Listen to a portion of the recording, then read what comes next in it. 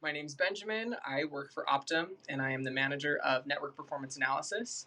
Optum is a company with about 150 employees, and my rating for Google Sheets is 5 stars. I love Google Sheets. I know that sounds petty potentially, but every single day I use Google Sheets not only for myself but with my teams.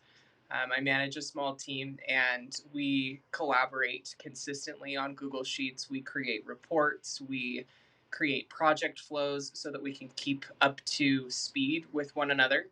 And so I really enjoy all of the functions that allow me to do that very easily and the ability to share information easily with those that I work with on my team and on a variety of other different teams. If I had to choose what I like best about Google Sheets, I would say that it is simple. Um, I think it's a really easy tool to use. I find that it's fairly self-explanatory. So I think that's been really helpful.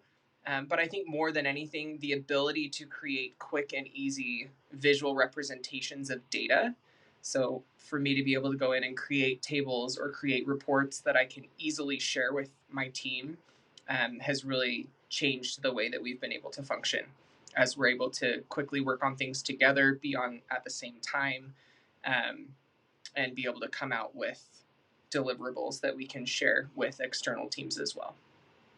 If I had to choose something that I dislike about Google Sheets, I think I would probably say that it is similar to Microsoft Excel, but just different enough that there are some confusions. And so for individuals like myself who use Excel as well frequently, um, I think that's where I've run into a couple of differences, whether that's in formatting, whether that's in different types of formulas or summations. I would say that would be the one thing that I might seek improvement in, just because I do use both of those so regularly.